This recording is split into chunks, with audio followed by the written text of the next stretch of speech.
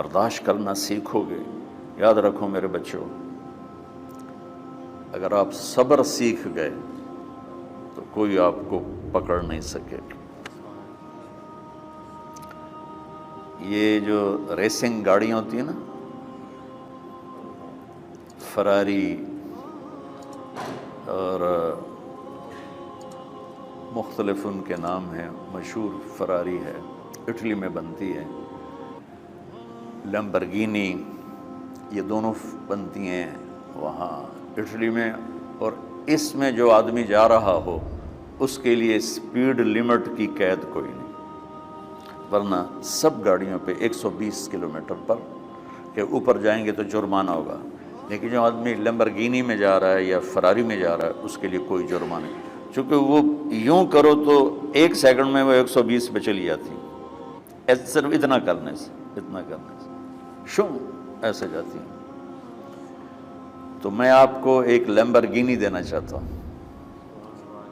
فراری 8 کروڑ کی ہے، فراری 8 کروڑ کی گاڑی ہے فراری۔ کئی دفعہ وہاں جب جاتا ہوں تو کوئی نہ کوئی بٹھا دیتا ہے، یہ آپ کو ذرا سیر کرائیں، وہ ہمارے کو تو شوق کی کوئی چیز ہے نہیں، وہ نوجوانوں کے شوق کی چیز ہے۔ تو 8 کروڑ کی گاڑی ہے، میں مفت آپ کو دے رہا ہوں، وہ ہے صبر۔ آخرت کے سفر میں اگر تیز چلنا چاہتے ہو، سب سے آگے نکلنا چاہتے ہو، تو صبر کی فراری پہ سوار ہو جاؤ، تمہیں کوئی پکڑ نہیں سکے گا، تمہارے کوئی قریب بھی نہیں آ سکے، کہ دنیا میں صبر کرنے والوں کا قحط آ گیا ہے۔ بڑے بڑے علماء ہیں اخلاق سے خالی، بڑے بڑے علماء ہیں صبر جانتے ہی نہیں،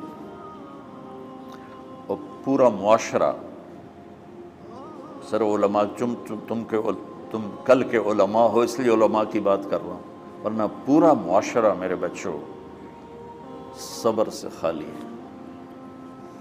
تم سیکھو۔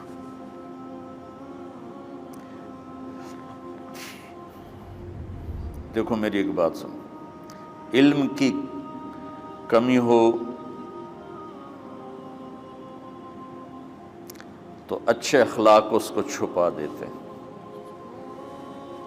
اخلاق کی کمی ہو تو بڑے سے بڑا علم بھی اسے چھپا نہیں سکتا۔ سارے عیب ہوں اور اخلاق اچھے ہوں تو اخلاق وہ چادر ہے جس میں سارے عیب چھپ جائیں گے، بس ساری صفتیں ہوں اور بد اخلاق ہو تو ہر صفت کو بد اخلاقی چھپا دے گی۔ میرے نبی نے نماز لمبی پڑھی، اللہ نے روک دیا، کہا نہیں چاہیے، ما انزلنا علیک القرآن لتشقی، مختصر نماز پڑھیں، درمیانی نماز پڑھیں، پیسہ سارا خرچ کر دے، اللہ نے روک دیا، ولا تبسطها کل البسط، میرے نبی سارا خرچ نہ کرو، کچھ بچا کے بھی رکھو۔ تبلیغ میں اپنی جان کھپائی، اللہ نے اس سے بھی روک دیا، فلا تذهب نفسك علیہم حسرات، تبلیغ کرو خود نہ مر جاؤ۔ تبلیغ کتنا بڑا عمل ہے، اللہ نے کہا اعتدال۔ نماز کتنا بڑا عمل ہے، اللہ نے کہا درمیانہ ہاتھ رکھو۔ مال خرچ کرنا کتنا بڑا عمل ہے، اللہ نے کہا درمیانہ ہاتھ رکھو۔ جب میرے نبی نے اخلاق میں بلند پرواز دکھائی تو اللہ نے کہا شاباش انک لعلی خلق عظیم، میرا نبی میں آپ کو شاباش دیتا ہوں، آپ کے اخلاق بڑے عالی شان ہیں۔ یہ نہیں کہا کہ اتنے بھی ذرا تھوڑا اکھ بھی کھائی کر کو کوڑا ہویا کر، تو تم مولوی بڑے غسیلے ہوتے ہو، تم میرے بچے بیٹھو نا اس لیے بات کر رہا ہوں۔ صبر نام کی شے ہی نہیں ہوتی۔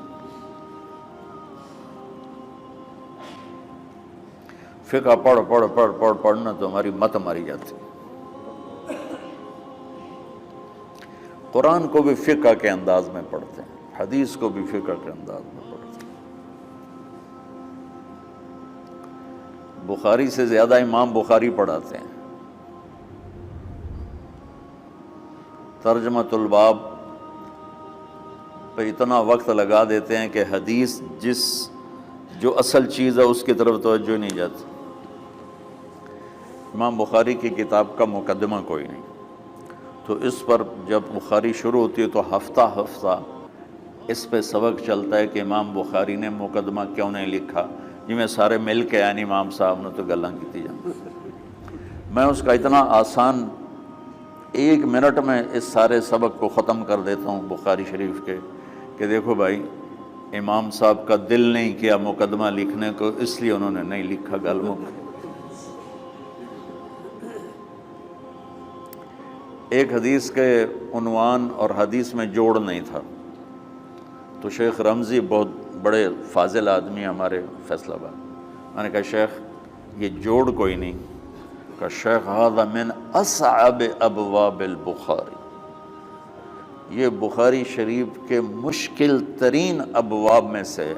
میں نے کہا بڑا آسان کام ہے، امام بخاری بھول گئے، ترجمہ کوئی اور تھا، حدیث کوئی اور لکھ دی، بھول گئے، بشری تو ہیں، کیوں بچوں نو مصیبت چ پاندے ہو؟ تو بچوں شوق سے جاؤ، بہانے نہ کرو، ہماری ذرا تھوک ڈال کے پیٹوں میں درد شامہ پہ جان گیا پھر توڑیاں ٹھیک ہے نا، میں زیادہ بول نہیں سکتا ہوں، ضروری سمجھ کے آیا تھا کہ تم خوشی سے جاؤ۔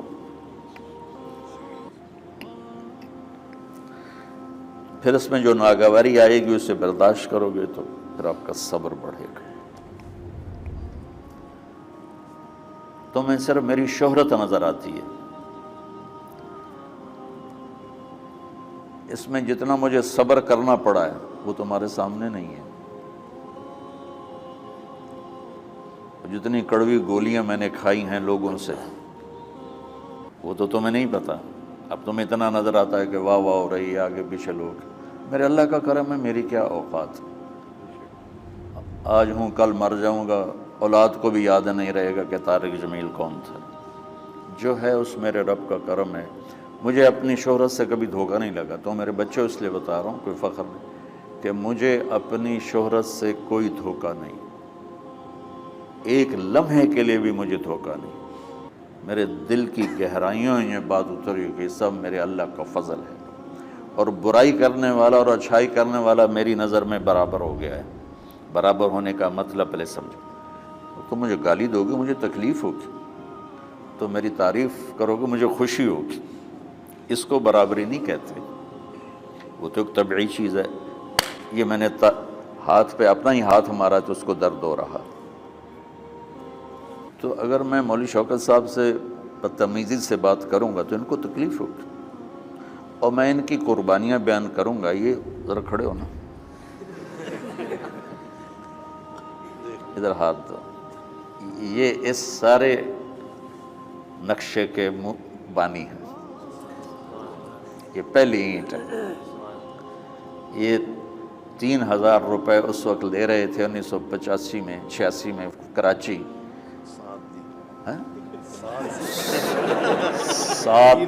7,000 ان کی تنخواہ تھی، اور میں نے ان کو تلمبے میں بلایا 900 روپے مہینے پر۔ کتنا فرق ہے 7,000 اور 900 کا؟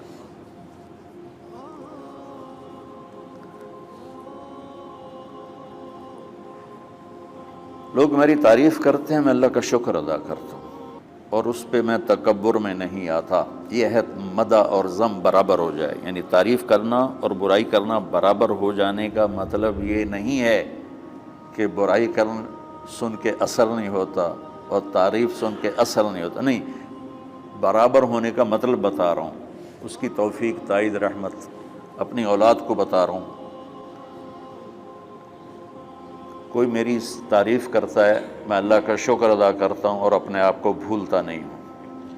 کوئی میری برائی کرتا ہے تو میرے دل میں اس کے لیے کوئی منفی جذبہ نہیں پیدا ہوتا۔ یہ ہے اچھائی برائی کو برابر کر دینا۔ کہ میرے اوپر مختلف الزام لگتے ہیں تو میں ان کو پی جاتا ہوں، اور اس طرح کا معاملہ کرنے والوں سے اپنے دل کو بالکل صاف رکھتا ہوں، بالکل صاف، اور میرا ان سے معاملہ اسی طرح ہوتا ہے جیسے پھر آؤ جی اپنی وجہ سے کبھی کسی سے قطع تعلق نہیں کرتا۔ تو بچوں، صبر بہت بڑی دولت، یہ تمہاری تبلیغی زندگی میں بھی کام آئے گی، علمی زندگی میں بھی کام آئے گا، جب تم گھر والے بنو گے، شادیاں ہوں گی، اس وقت یہ کام آئے گا۔ ٹھیک ہے، اب بہانہ تو نہیں کرو گے نا، خوشی سے جاؤ گے نا؟ چلو، السلام علیکم۔